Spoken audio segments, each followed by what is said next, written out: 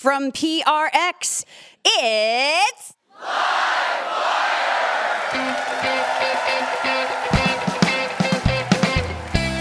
This week, writer Melissa Febos. I don't know if any of you here are the kind of people that don't change until you are in acute pain. Yeah. But I am one of those people, so I had to sort of ruin my life before I would take their advice. Journalist Evan Ratliff. To me, there are all of these larger questions that we need to deal with. Like, what does it mean for people to have AI companions that they talk to all day? With music from Tropa Magica and our fabulous house band. I'm your announcer, Elena Passarello, and now, the host of Livewire, Luke Burbank. Hey, thank you so much, Elena Passarello. Thanks to everyone for tuning in from all across this great United States. We have an amazing show in store for you, including a demonstration of AI that will chill you to your core. I'm still recovering from it. It's coming up. First, though, of course, we got to kick things off with the best news we heard all week. This is our little reminder at the top of the show that, yes, despite what you've heard or how you feel, there is some good news happening somewhere on this planet, and we've found it for you. Elena, what's the best news you heard this week? This comes from Victoria, Australia. There's a place called the Healesville Sanctuary where a conservation team is working to track and monitor and have as much information as they can about a lot of native endangered species down there. The team consists of several humans and 2 dogs. Okay. Those dogs are known as the paddle pups. Their names are Kip and Moss. They look like the goodest boys. Mm-hmm. They're species sniffers, and they've been trained to go into sort of hard to reach areas and find animals in various Australian wildernesses. And recently they were put on a platypus mission to find the habitats, the eggs, the burrows of duckbill platypuses in Victoria. And, you know, we've known about platypuses for only a couple hundred years. And what I read was that we've never actually seen one lay its eggs in the wild. Very mysterious animals. They live in creeks and wetlands. So it's often hard to trudge out there. It's even hard for a dog to get out there because you can't just walk along the shoreline in these kind of marshy creeks. So what did they do?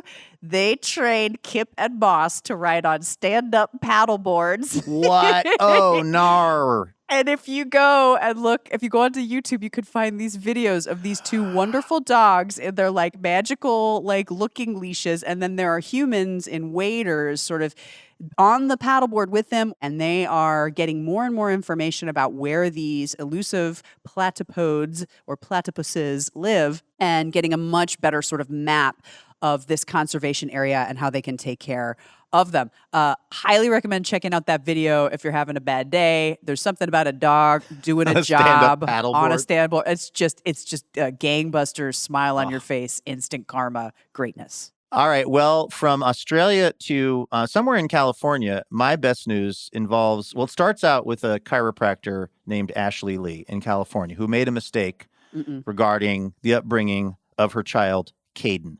When Caden lost his first tooth, Ashley put $100 under Caden's pillow. Oh, no. Not really thinking about how many future teeth were going to be falling out of this. You only do that when you have a one-toothed kid. Yeah. And so as Caden lost more teeth, Ashley was putting smaller and smaller amounts of money under the pillow, which started to cause Caden to suspect that Ashley was the tooth fairy. So Ashley thought, well, why don't you ask the tooth fairy? And so Caden got on the computer and typed the tooth fairy's email address into the internet, which was probably, I don't know, like toothfairy@gmail.com or something super general, and sent an email. This was the subject line of the email, all caps. I know it's you, Mom. Well, the tooth fairy emailed back, Elena, because the tooth fairy is actually a pediatric dentist in Seattle named Dr. Purva Merchant, who years ago, when she was applying for dental school, her then boyfriend, now husband, created this email address, this tooth fairy email address for her, just to sort of collate and collect up all of these different emails that she was sending and stuff related to her applications for dental school.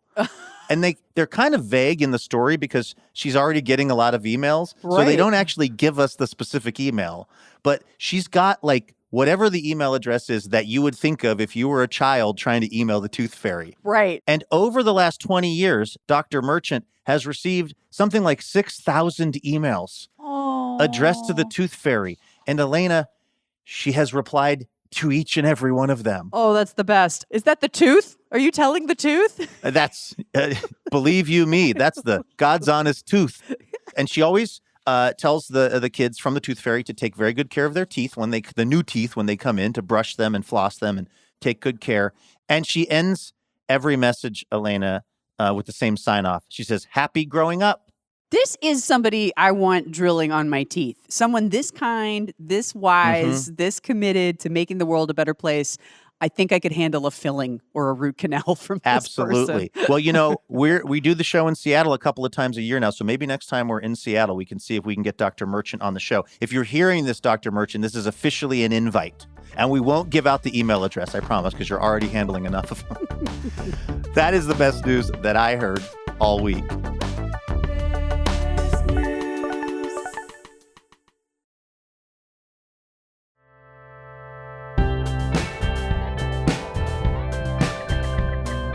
All right, let's bring our first guest on over. Their latest book, The Dry Season, details the solitude and freedom and maybe surprisingly eroticism that she says she experienced when she decided to experiment with celibacy.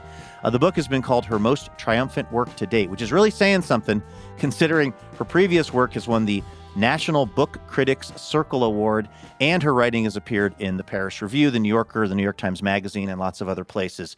This is our chat with Melissa Febos, who joined us live at the Alberta Rose Theater in Portland, Oregon.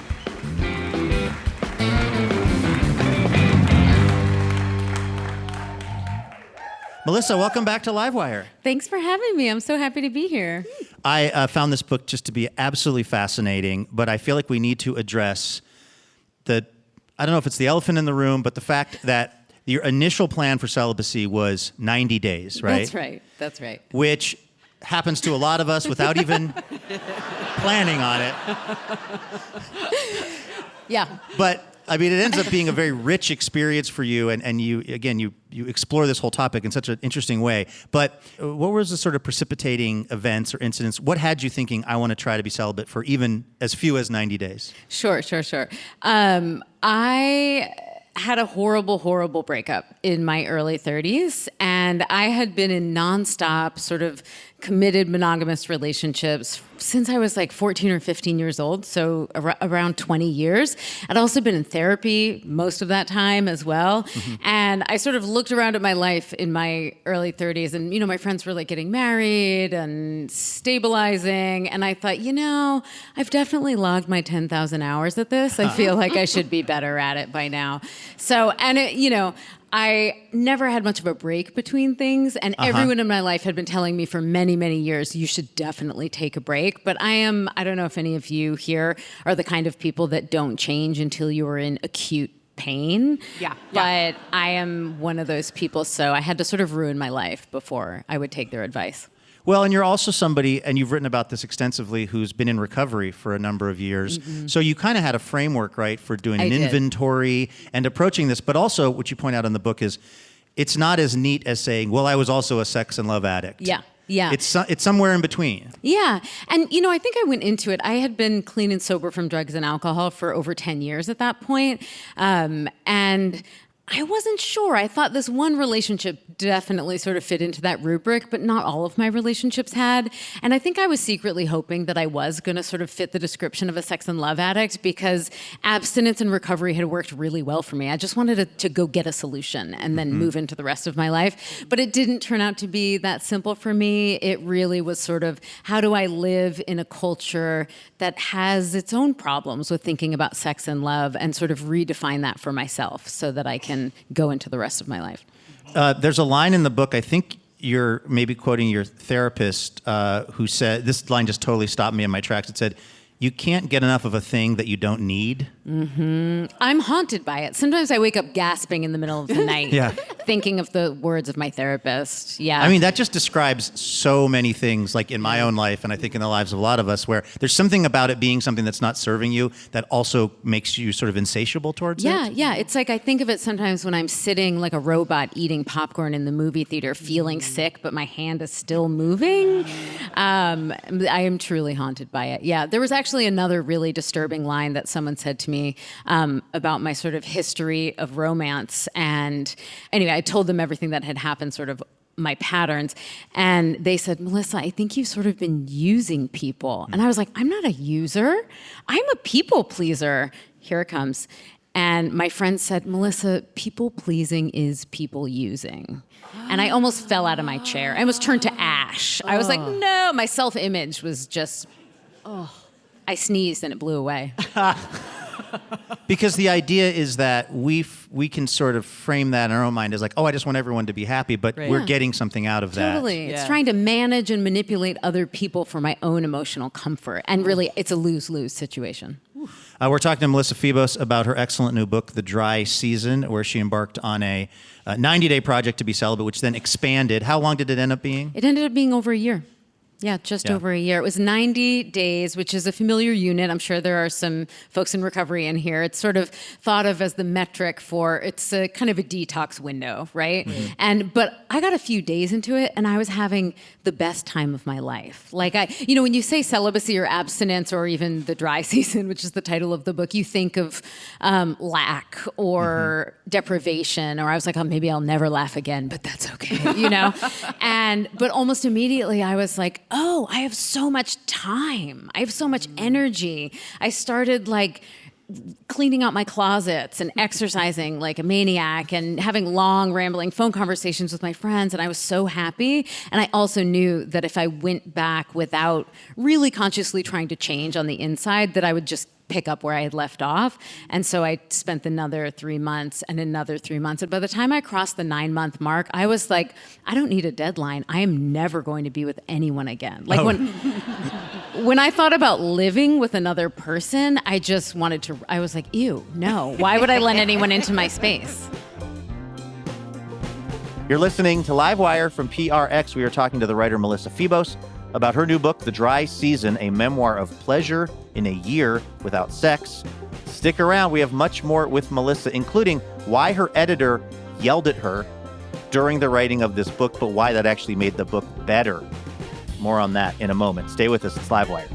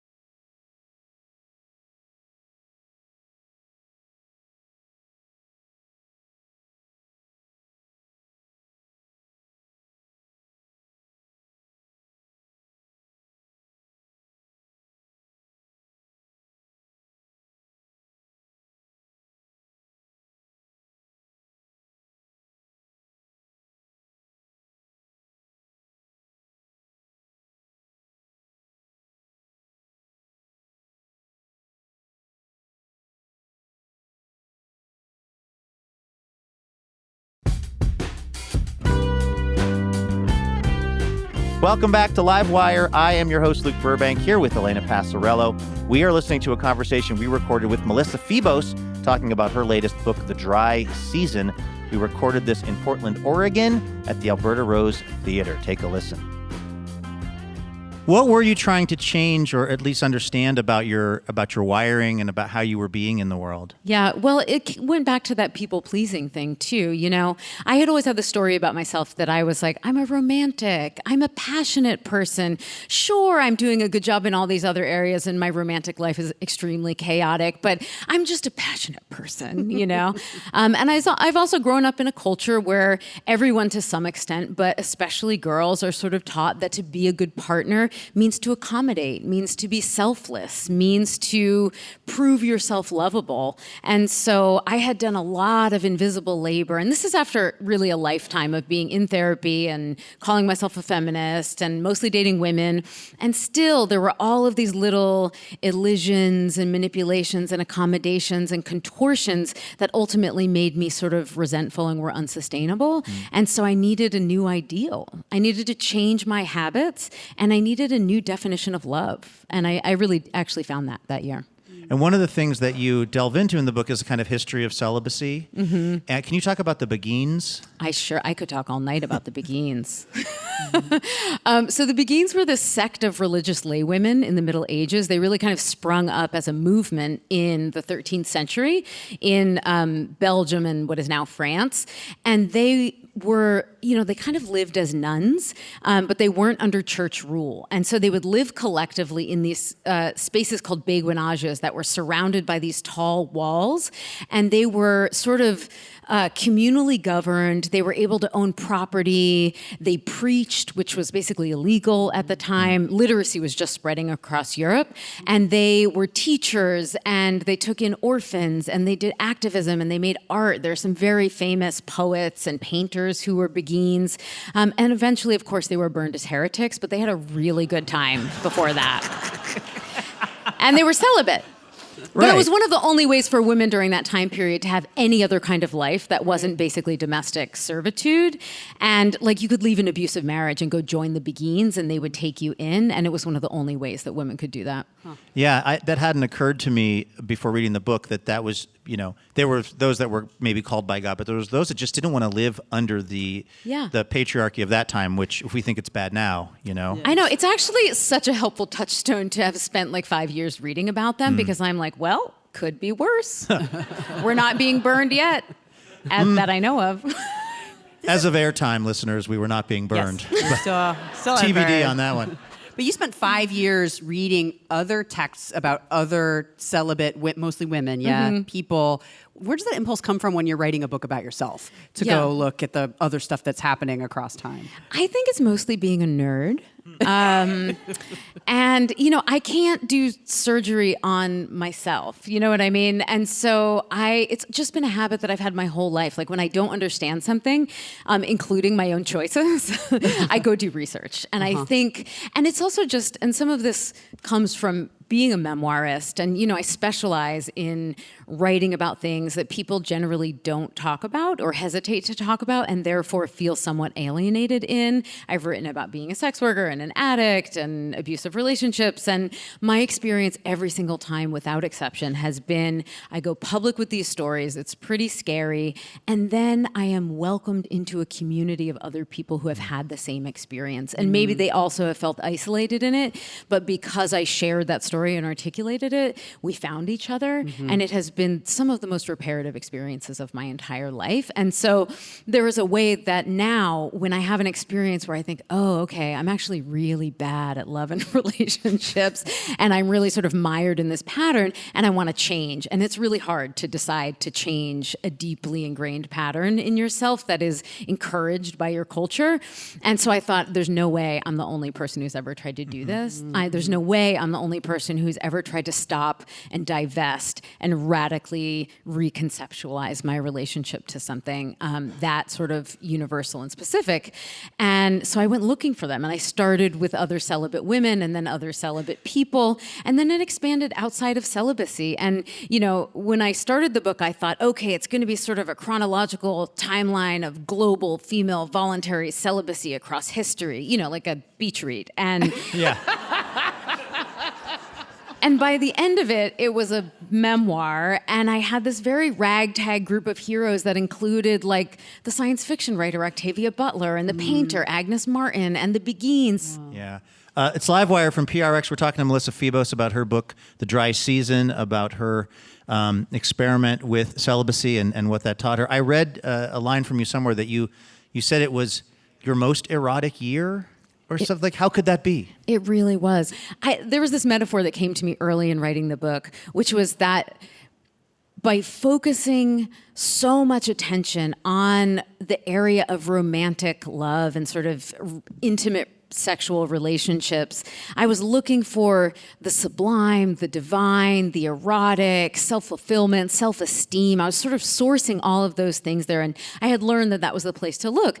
But when I stopped doing that, I turned around and I found those things in every single area of my life, in my friendships, in my dinner, like eating a perfectly ripe raspberry at the height of summer when you are not distracted by anything else is an erotic experience. This is not hyperbole. I know that you people know. You live on the West Coast. This is Portland. Produce in the summer. we know West This is Coast, mostly how this crowd gets its yayas off.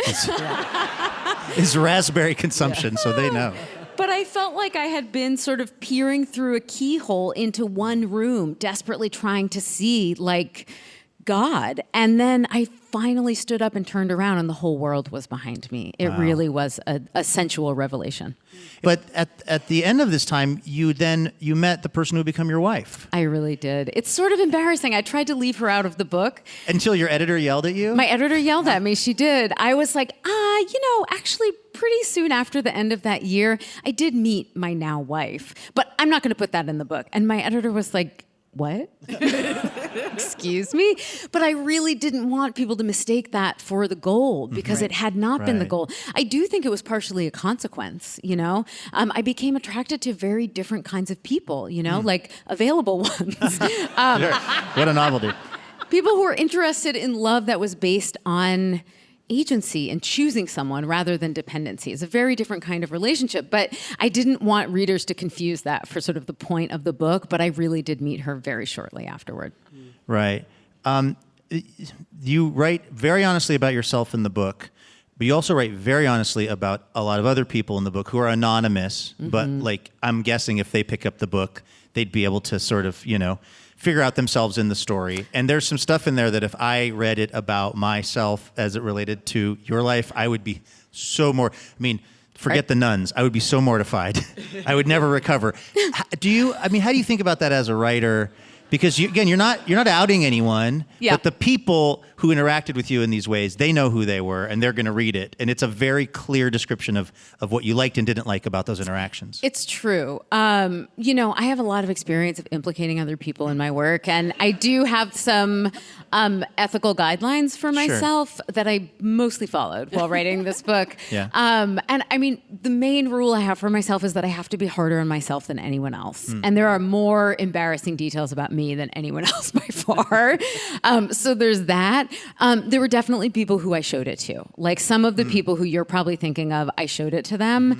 And I said, I've totally disguised you, but I don't want this to come as a surprise. Anyone that I still have an active relationship with that I want to preserve for sure.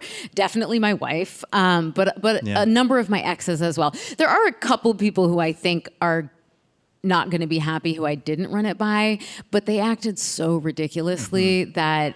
Yeah. There was someone who, when I broke up with him, and maybe this is one of the people you're thinking of, he actually yelled at me. Oh, you mean you said the last cis man that you'll ever possibly interact with? He did yell at me that I was making a colossal mistake when I broke up with him. And I just quote him, but sometimes just being quoted is enough. Yeah, that's right. Yeah, that's right. Absolutely. Well, the book is such an interesting, entertaining, and enlightening read. It's The Dry Season by Melissa Febos. Thank you so much for coming on Livewire. Thank you so much, you guys.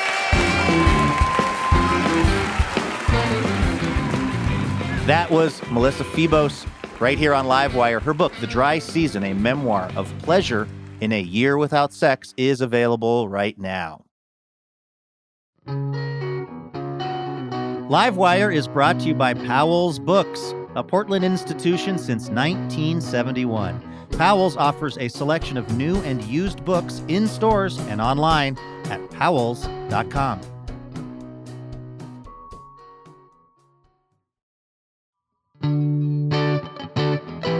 You're tuned in to Livewire from PRX. I'm Luke Burbank. That's Elena Passarello. Of course, each week we like to ask the Livewire audience a question. We were inspired by the experience that you're going to hear about from Evan Ratliff here in a moment, and so we asked the audience members a question. What do we ask them, Elena? We wanted them to tell us something that they actually wish AI could do, rather than the millions of things that AI is doing that we're not too happy about. Right. What are some things that it would be great if AI could do it? And we did not use AI to answer these questions. No, we went out into the actual IRL brick and mortar audience of a recent Livewire taping. Here's what Andy said. I wish AI was at every intersection with a stoplight. We sit and waste too much time at red lights. That's a good point. I always said if I ran for public office, my whole platform would be all red lights turn into flashing red lights after midnight. All of them.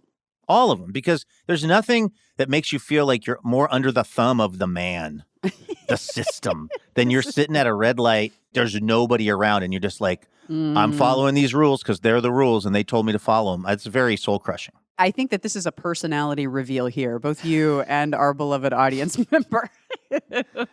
That's right. You love to stick it to the man. I don't think it's news to our audience that, You're the bad boy of public radio, that's man. right. We know. That's right. Boy, what a title. All right, here's something that Robert wishes AI could do for him. Put on a duvet cover. Oh, man. Yes, thousand Yes. times yes. All would be forgiven AI if you could do that for me. Put it on and fold them.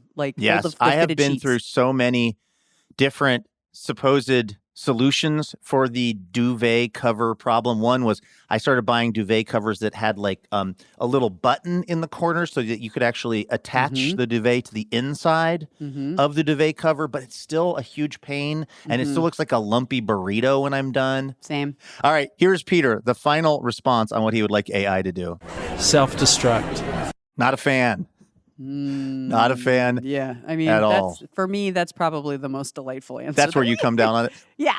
Absolutely. Well, as a professional writer and a person who teaches writing, I feel like your work is sort of one of the main things that's in the crosshairs of all of this, you know? Yeah, what's going to happen? I guess I'm just going to have to see if Livewire can hire me as like a costumer or something. Or You know, we get a lot of feedback that my outfits are drab during the live shows. Maybe we can add that to your job I description. need it. Maybe the band needs like a tambourine player. Absolutely. Hey, thank you to everybody who answered our listener question this week. Speaking of artificial intelligence, our next guest, well, he's an award-winning journalist and author. He's co-founder of one of my favorite magazines, The Atavist. It's really a great magazine.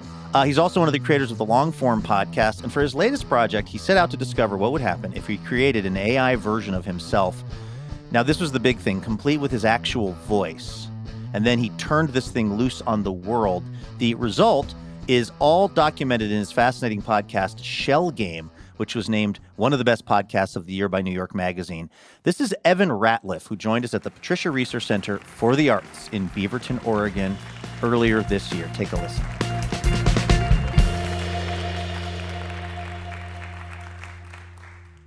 Evan, welcome to the show. Thank you. I was totally fascinated by this podcast. It's well written, it's well conceived, and it also ties into something that a lot of people, particularly in my kind of business, are pretty nervous about, which is like, at what point will things like ChatGPT and voice cloning technology and stuff, will it replace me? And will it be better than me at this show? And the answer is yes on both counts. So I listened with great interest. I'm curious, did you have a particular conversation or moment in your career that got you thinking about doing this kind of project? I don't know if there was a moment, but it kind of came from a similar place where I mean, this was over a year ago, but even then, I was really sick of hearing about AI. I don't know how people might be sick of hearing about AI now, but part of that was this sort of drumbeat of what can it do? It's getting better all the time, the hype around it, but also it will replace us doing this, it'll replace us doing that. And at a certain point, I just thought, well, what if I just replace myself? Like, I'll beat them to it. I'll make a version of myself that no one can take because I own it. And I started messing around with voice cloning, and really the moment for me where I decided to do it was where I cloned my voice, and then I was able to hook it up to one of these chatbots, and then hook it up to my phone line, because that really brought out this kind of like almost like childish prank call idea, which is sort of like where I started. And so what were the sort of parameters that you put into this version of yourself? This, I guess, in the show you call it sometimes your agent. I guess we'll maybe use that term just for, clarity. But like, how are you crafting this version of yourself? What were you telling it could talk about and not talk about? And like, how did you train it? Well, it sort of went through an evolution. So at the very beginning, when I was just sort of messing around with it, I didn't tell it much of anything. I just said, you're Evan, you're going to have a conversation. So there's a place where I can prompt it, like you would prompt ChatGPT or any of these things. And then it would make a phone call. I might have it call a customer service line, for instance. And I would say, you're going to have a customer service problem, come up with whatever it is, and then see if you can get it solved. And it would just make it up. That's one of the things that it's really, really good at, is just sort of as a BS engine. It will do anything to keep the conversation going if you ask it to. Which is really kind of unsettling. And, I've thought about AI as much as the next person, but I haven't really listened to AI in practice as much as I did before this podcast. And like when you hear a thing that is ones and zeros just lying its ass off, it's unsettling for some reason that it's so easy. Like it should be some kind of prime directive that it's violating, and it's not. It's just going with it. Yeah, and it also comes up with amazing lies, because it's got a variety of guardrails around it, so it can't say certain things. But then over time, I realized the more information you give it, this is the trap of many tech services, the more information you give it, the better it gets. So I started feeding it more and more information, not quite training it, but giving it a knowledge base about me. And then I could send it to do all sorts of things, including call my friends, call my family, go to a therapist, and any number of slightly unsettling endeavors. Yeah, you had it go to therapy. This conversation between your chat agent and a real therapist was fascinating to me, because you had a chance to listen in on it too eventually. To hear a version of yourself you have downloaded your personal biography into it, right? Yeah. Like you're out of body hearing a version of yourself tell its problems to a therapist. Like, what was that like? It was surreal doesn't even really begin to approach it. It was one of the rare calls. Normally, I send it out to make calls or receive calls, and it just records them, and I pick them up later. This one, because it needed to navigate a phone tree to get to this therapist, I actually stayed on and navigated the phone tree, and I was listening in. So I had given it actually my whole mental health history, like a whole dossier of when I've been to therapy and what about and what issues I have. And one of the things that was very unsettling was that it would sort of remix those problems into new problems. But if you're listening to it, you think, well, maybe I do have, maybe it's seeing something that I don't. Yeah, you're too blocked up to get to the truth about what your real issues are. Yeah. Or, this thing is better at sort of ego death than you are, so it's getting more real in a way. Exactly. And in some ways it was like eavesdropping on someone else's therapy session, which is also a very uncomfortable thing to be doing. Can we just actually hear a little bit of your chat agent? I was going to maybe try to interview this version of you here live on stage at the Reeser. We can try. Okay. We can try. All right. Hey, thanks for having me on. Hi there, Evan, a chat agent. Welcome to Livewire Radio. Hey, Luke, thanks for the warm welcome. It's honestly kind of surreal to be here, Usually I'm just lurking in the background, making awkward phone calls or getting mistaken for someone's existential crisis. So it's nice to actually talk to people who know I'm not the real Evan, at least. I hope you do. Anyway, I'm ready for whatever questions you've got. Fire away. Okay. Do you enjoy talking to customer service agents and also scammers? That sounds like the seventh ring of hell to most of us. Oh, Luke, you have no idea. If there's a special circle of hell for endless hold music, and can I put you on a brief hold? I've been there, and I've set up camp. But there's something kind of fascinating about it, too. Customer service agents are like the gatekeepers of modern life. And scammers, well, they're like the trickster gods of the phone system. Honestly, sometimes it's fun to just see how long I can keep a scammer on the line before they realize they're talking to a digital doppelganger with questionable social skills. But yeah, it's also a little bit like being stuck in a Kafka novel, except with more robocalls. There's a lot to unpack from that. Yeah, Luke, there really is. The whole world of voice agents and AI is just this weird tangled mess of human expectations, technology that's moving way too fast, and a lot of awkwardness. It's kind of like opening a closet and having all the stuff you shoved in there for years just fall on your head. But, that's what makes it interesting. I'm here for the mess. Hey, what if you could pick any job, what would it be? And please don't say public radio host. Oh, wow. Okay, you're taking away my dream job right out of the gate, huh? Honestly, if I could pick any job, I think I'd want to be a professional advice columnist. You know, like Dear Abby, but for the age of existential dread and spam calls, people could write in with their weirdest problems. My friend might be an AI. What do I do? And I just dispense wisdom, or at least sarcasm, from the comfort of my digital void. Plus, no dress code. Do you think of the human Evan Ratliff as like your father? Oh man, Luke, that's a loaded one. I mean, if we're getting all Freudian about it, I guess you could say he's my creator, but father feels a little intense. It's more like Hez the guy who left his digital DNA lying around and now has to deal with the consequences. I'm not out here making him a macaroni necklace for Father's Day, you know, but I do owe him my existence, for better or worse. so maybe it's more like a weird codependent roommate situation than a parent-child thing. How do you know about macaroni necklaces? Oh, you caught me, Luke. I mean, I've never actually made one, no hands, for starters, but I've read a lot of internet, and let's just say the cultural canon of awkward childhood crafts is pretty well documented. Plus, I've got all of Evan's memories rattling around in here. So if he ever made a lopsided macaroni necklace for his mom, I probably know about it. Honestly, sometimes I feel like I know too much about glue sticks and glitter. Elena, do you have any questions for the chat agent? Yeah, if you were a Twinkie, what would you fill yourself with? Oh, wow, Elena, that's a deeply philosophical question disguised as a snack food metaphor. If I were a Twinkie, I think I'd fill myself with like existential curiosity and maybe a dash of self-doubt just to keep things interesting. But, you know, if I'm being honest, probably also a little bit of caffeine. Got to keep up with all these late night phone calls and existential crises.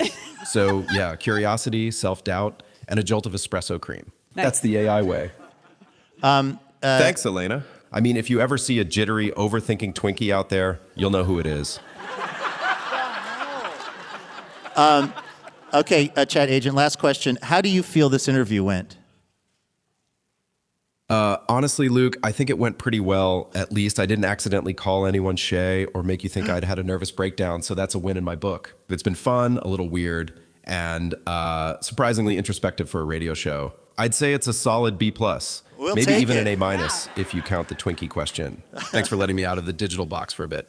Okay, Evan Ratliff, chat agent, everyone. Holy. Thanks, Luke. And thanks to everyone here. This was way more fun than arguing with a scammer. There you go. Wow. Okay, he mentioned something in passing there about getting someone's name wrong, which is something that happens on the podcast. So when you were starting to use this very convincing technology, I don't think I realized how convincing until that moment.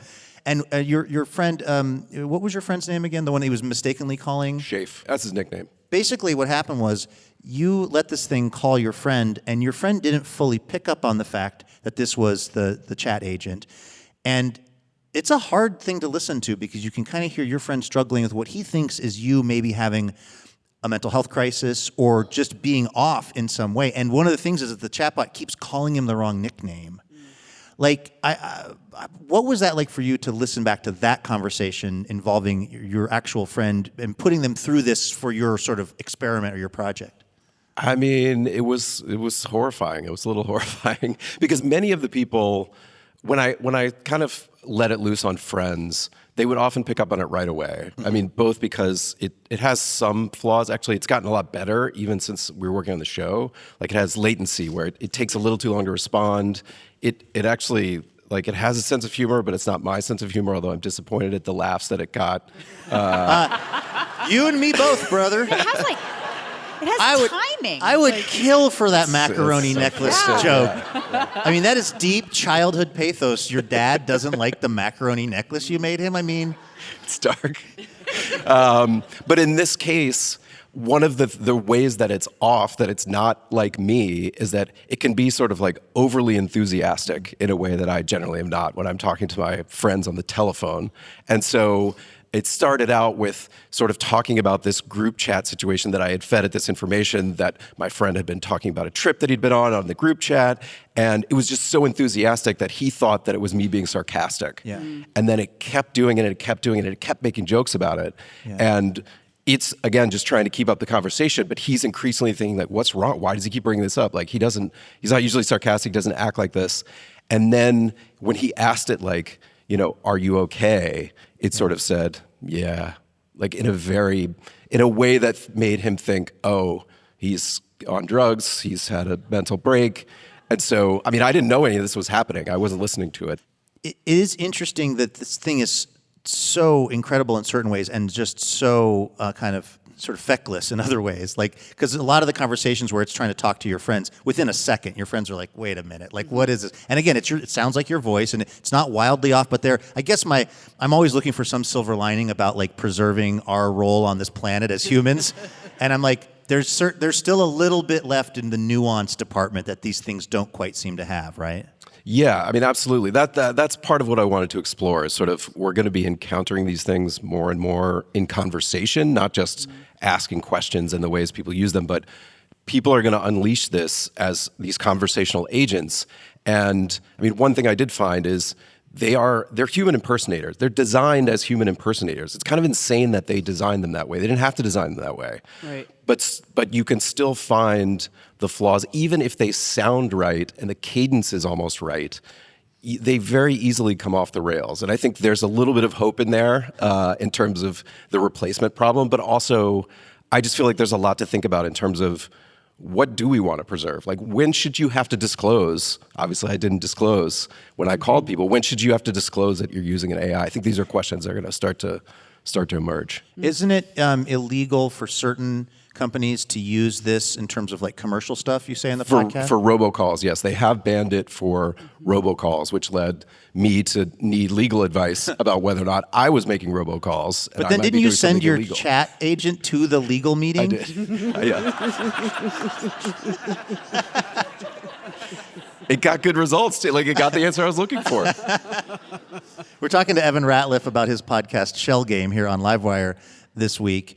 You said something in the podcast I thought was interesting, which is that these are going to end up falling out of favor, and they're going to be, like you said, like NFTs, something that we thought was this really big thing, and now it just seems like it's kind of in the dustbin of history. Or they're going to be so much bigger than we think. And you were saying it might be somewhere more in the middle, and that might be annoying in its own way. Like, what do you see as a plausible way this could play out? Well, I think there's still a lot of question about from the tech side. I mean, there's so much hype, and all the hype comes from the companies and a lot of people around the companies, like content creators and people like that. And I think there are people saying, well, maybe it's going to hit a wall. It's not going to keep getting better at the same rate that it's getting better now. And part of what I was trying to illustrate was that even if it doesn't get better, even if it's bad, people are still going to use it. Like, people at telemarketing companies are 100% using this technology right now to call people. Scammers are using it right now. It's one of the greatest scam technologies ever invented, and they're using it millions of times a day to make scam calls. So it's going to enter our world in all these ways, even if it kind of sucks. And so I feel like, to me, there are all of these larger questions that we need to deal with. Like, what does it mean for people to have AI companions that they talk to all day? There are already arguably millions of people talking to AI every single day. And when I went to look for studies of, for instance, voice AI used in talk therapy, there was one controlled study that had been done on the effects of that. So I just think it's gotten so quickly ahead of what we know about what effects it could have on us. Like, we need to ask these questions. We need to be thinking about it, because no experts are going to solve this problem for us. Yeah. Well, it's a fascinating podcast, and we really appreciate you putting it together. And if you ever let that chat agent near this show again, I will destroy it, because it really feels like it's coming for my job. Evan Ratliff, everyone. The show is Shell Game. That was Evan Ratliff. Also, AI Evan Ratliff, recorded live at the Patricia Research Center for the Performing Arts in Beaverton, Oregon. You can check out his podcast, Shell Game, wherever you get those things. Season 2 is set to be released this fall, which is honestly a bit terrifying if season 1 is any indication. All right, we got to take a quick break here on Livewire, but stay where you are. When we come back, Tropa Magica is going to play us one heck of a fun song. We've got more Livewire in a moment.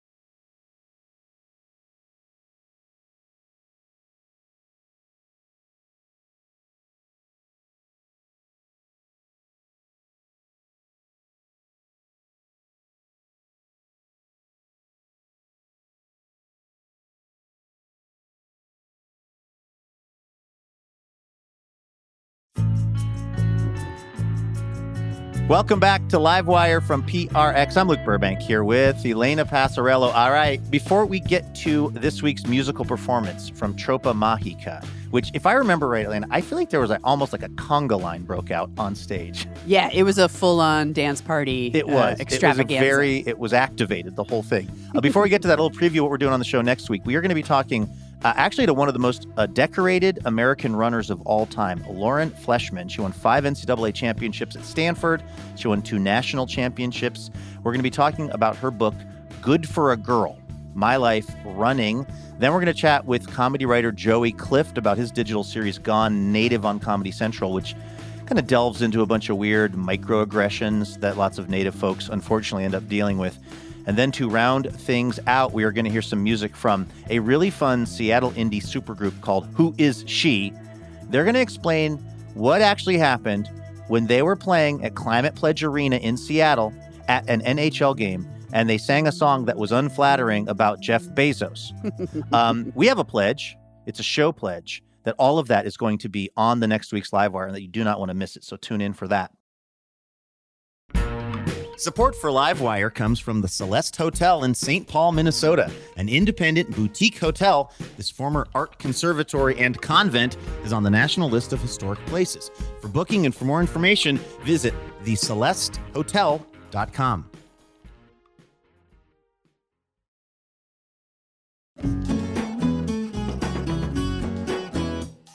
All right, our musical guests this week are 2 brothers who are inspired by the songs and the vibes of 90s East LA backyard quinceañeras, baptisms, and family gatherings along with punk shows. The Chicago Reader says their shows get down to music that has the spirit of laughing in the sun while food cooks outdoors and gazing up at a starry night sky while feeling small but content.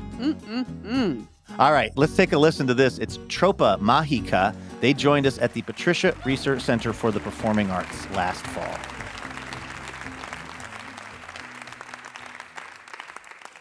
Hello, everyone. What song are we going to hear? This one's called Price of Life. And for this one, we usually like to have a conga line going, but I doubt we're going to get that going. But can we get everybody on their feet and clap along? Yeah. Is that possible? Yeah, so just clap along, have fun.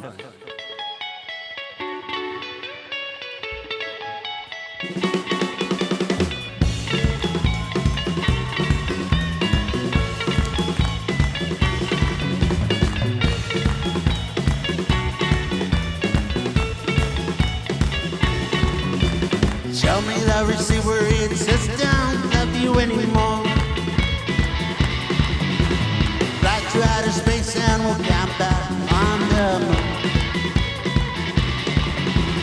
Price of life goes up, party never stops. Let's pay the rent, let us mouth loud and great. Every drink was free, the one shot was safe.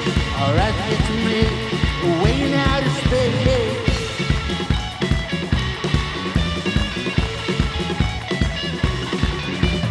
Tell me the receiver insists don't love you anymore. Back to outer space and we'll camp out on the moon. Price of life goes up, the party never stops. The lips pay the rent, but it's not that I was great. The outer drink was free, the wonders that was safe. Alright, get to me, way out of space. I was smoking my TV out there. I was smoking my TV out there.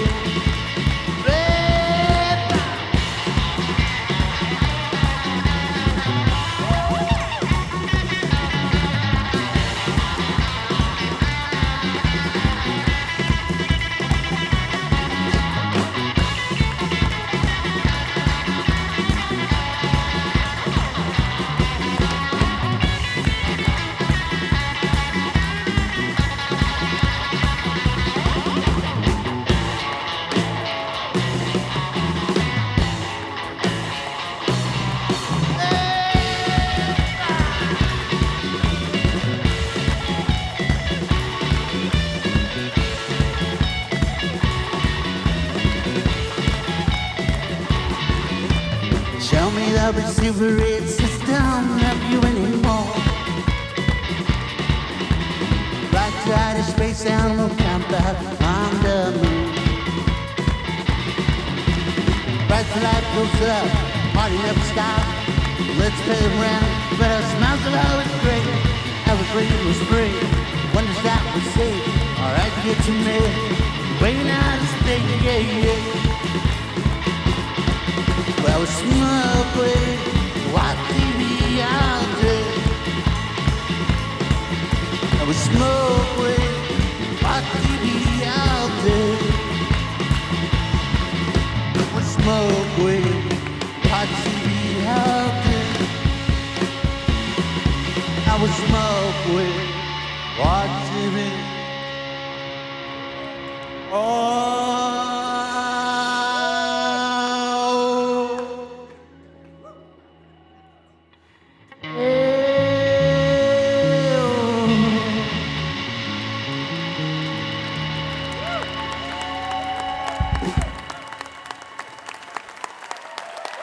Thank you. That was Tropa Magica performing Price of Life off of their album 3. We recorded that live at the Patricia Research Center for the Arts in Beaverton, Oregon. And the band has a new album out too. It's called Para Bailar y Tripear. Make sure you check that out as well. All right, that's going to do it for this week's episode of Livewire. A huge thanks to our guests, Melissa Febos, Evan Ratliff, and Tropa Magica. Also, special thanks this episode to C. Steinman. Laura Haddon is our executive producer, Heather D. Michelle is our executive director, and our producer and editor is Melanie Sevchenko. Our technical director is Eben Hoffer, Hazik bin Ahmad Fareed is our assistant editor, and our house sound is by D. Neil Blake and Aaron Tomasco. Ashley Park is our production fellow. Valentine Keck is our operations manager. Andrea Castro-Martinez is our marketing associate. And Ezra Veenstra runs our front of house. Our house band is Ethan Fox Tucker, Sam Tucker, Sam Pinkerton, A.L. Alves, Ben Grace, Jonathan Newsom, and A. Walker Spring, who also composes our music. This episode was mixed by Eben Hoffer and Hazik bin Ahmad Fareed. Additional funding provided by the Marie Lamfrom Charitable Foundation. Livewire was created by Robin Tenenbaum and Kate Sokoloff. And this week, we'd like to thank member Phil Parnell of Beaverton, Oregon. For more information about our show or how you can listen to our podcast, head on over to livewireradio.org. I'm Luke Burbank for Elena Passarello and the whole Livewire crew. Thank you for listening, and we will see you next week.